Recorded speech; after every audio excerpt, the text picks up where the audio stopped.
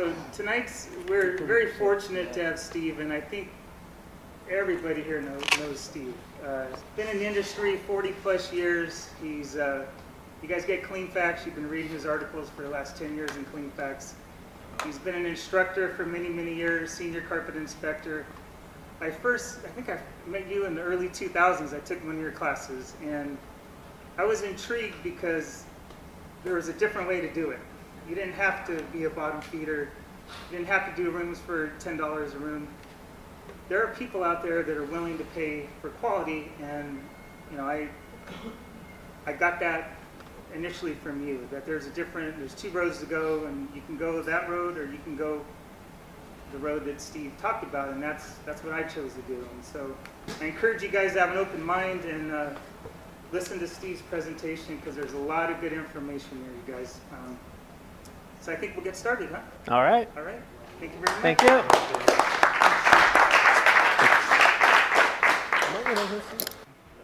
Hi. Howdy. What we're going to talk about tonight is we're going to break it into two sections. So this first half, we're going to talk about target market. Who are your target markets? Where are they? How do you get them?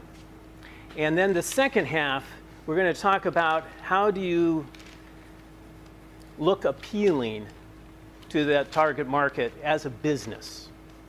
And that's what a lot of people, they have people calling up, and it's not the ones that they want really to go service. And what we're going to talk about is kind of the logic for that. Why are the wrong people calling?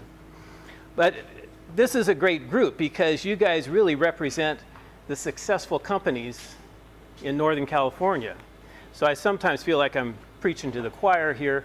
You guys, many of you have proven it. If you guys are still growing your business, you couldn't be in a better company than with these people. So pick their brains and pay attention to whatever they're telling you. So, but let me ask a couple questions just to kind of find out where you are. For some of you, who's your target market? Who are you after? People with a lot of money. People with a lot of money. That's a good start. All right. Professional people. Which one? Professional people. Professionals. Okay. Why professionals? They got a lot of money, maybe. Well, they live by calendars. They've already scheduled that job. You already know you're going to be there. That's what I like about professional people. Okay. Anybody else? People that want results, not excuses. Results, not excuses. Okay. Homeowners, pets in the house, children, allergies in the house, plus, the money. Okay. Discriminating homeowners. Discriminating homeowners. I like that terminology. You'll see that a little later on. Yeah. Anybody else? I like So repeat. that repeat. Yeah, it's sooner than every 5 years. Okay. I like that. That's good. Yeah. That's good. Why do you like the upscale homes, the professionals? What is it that makes you want to say that versus somebody who is in an average house? People in those, they like their stuff taken care of, they're willing to pay for it. They're willing to pay for it, so they have money, all right? Is there anyone here who's still building their clientele, not fully booked up? Always, not always. Okay. Because can you just start off with the high-end residential? No. So if you're just starting in business, because again, you guys should know this, high-end residential, do they open up their Valpak and go, oh, yeah, carpet cleaner, yeah, call him. Is that what they do? I have not seen that. No. I have not seen that either. No, so how do they get their service providers? Word of mouth. Referrals. Yes, referrals from whom? Word of mouth from friends? Decorators, designers. Decorators, professionals. Carpet retail. Where else do they get referrals now that they didn't 5 years ago? That's it, the social review sites. That has become, it is easier for me now to find many services by going to Yelp or Angie's List than trying to call my friends to say who's a good one, because in a matter of minutes, I can find out who is the best rated, at least enough to give me a thought that might be somebody I want to talk to. So the social review sites, which primarily are Yelp, Angie's List made a change this year. They used to be able to go in there and see everybody's reviews. Now you got to work to see them. Unless you're paying them money, it's going to be hard to find your own site, your own page in there. So it's no longer, it's becoming, shifting into what I would call a lead generating business opportunity versus a review site. Yelp is still a review site. Lead generating would be like eLocal or The Porch or Home Advisor. Yes, that was the one I was trying to think of. Thumbtack would be another one. So there's a lot of these that you pay the money and they give you a lead along with 3 other people who are now going to compete for it. When you do that, what happens to the price? Yeah. And then so quality companies can't be there, so it ends up being a pretty low level quality that you're going to get. And I think the consumers are now starting to pick up on that. So I still bank on Yelp. I think Yelp has the best future, but because they still have kind of across the board reviews available, anybody can see, and you do not have to pay them money at this time. I believe that savvy Yelpers are not price shoppers.